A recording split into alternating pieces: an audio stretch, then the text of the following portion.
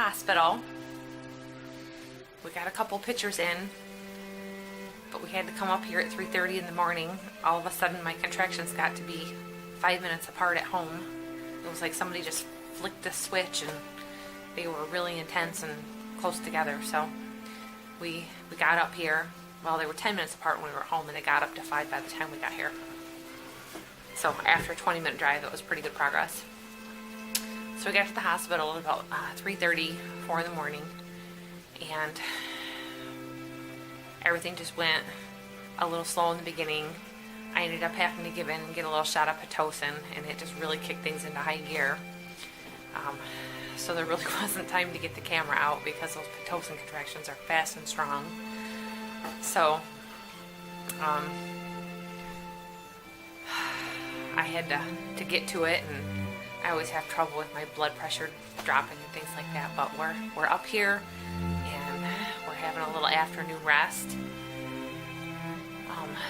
So baby came this morning at 10 a.m. and everything is good with him, and we're all resting. Within 20-30 minutes of being born, he was already nursing and having some breast milk, and mom and dad are wiped out and tired, so they brought us some lunch and we all had a little hour nap, and baby is sleeping really good. He's had milk a second time now, and he's nursed for a total of almost an hour right now, so he's doing really well. So the rest of the family is on their way up, but we wanted to get an announcement to you guys too. So thanks for watching, everybody, and we'll show you some pictures of little baby here in just a bit.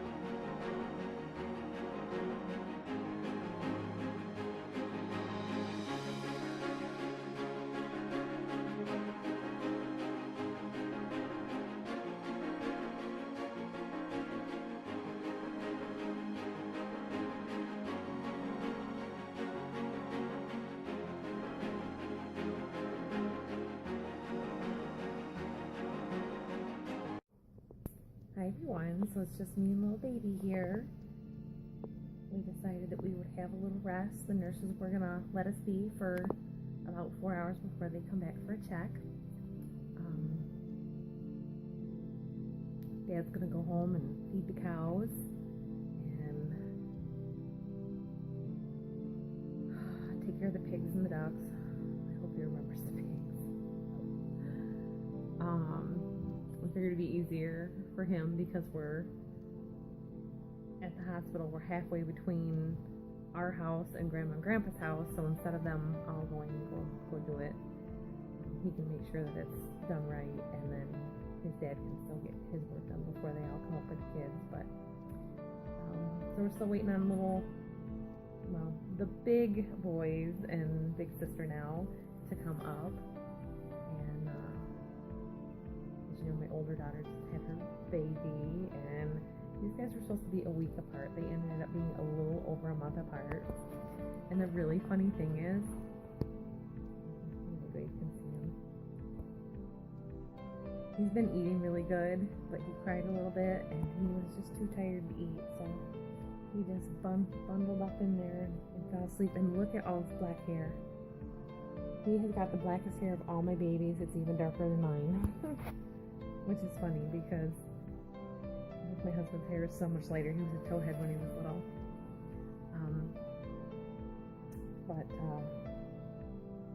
So we're just going to hang out here and have a little rest. I was starting to say, the funny thing is, our boys, Jack and Trey, have the same birthday. And my mother-in-law has two sisters that have the same birthday. And my daughter, Juliet, and my stepbrother have the same birthday. And today is my niece Jennifer's birthday. So Jennifer and this little baby now share the same birthday. And this pattern just keeps showing up in our family. I said, boy, we should play them all in the lotto or something. See if we can win the Michigan lottery. It's just funny. So anyways, he's resting really well. He's looking good. I've got about an hour's sleep in 24 hours. So if I can get a 4-hour nap or even a 2-hour nap without disturbance, that's great. And she said that I probably need to order dinner by 5 or a little bit sooner, which is just hilarious because, you know, we're kind of late in our family with work. We tend to wait for Dad. And I don't usually eat dinner until 7:30, 8 o'clock at night. So I figure if I have a little snooze now, then I can order dinner.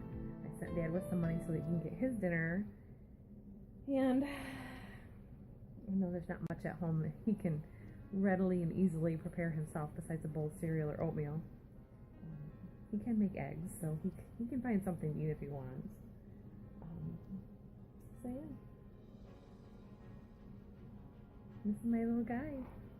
We're so very proud of him. He did really well. It ended up taking 20 minutes of pushing, and I had him kind of coach me through it, and I did get the epidural, but we turned it way down. We didn't overdose, and we waited as late as possible. But those Pitocin contractions are just too much to deal with. So we pretty much went from a 3 to a 5 pretty easily, and then went up to a 6, and from 6 to pushing went really fast. Basically, the contractions were coming 2 minutes apart, and he was overdue, so 42 plus 4 days, or 42 plus 3, I think it was 4.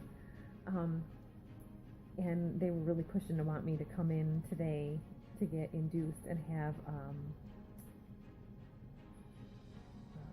AFI done last night, and I didn't really feel comfortable with it just because we had just been here 24 hours before, and they were wanting me to do a stress test too, and he obviously was handling all that fine.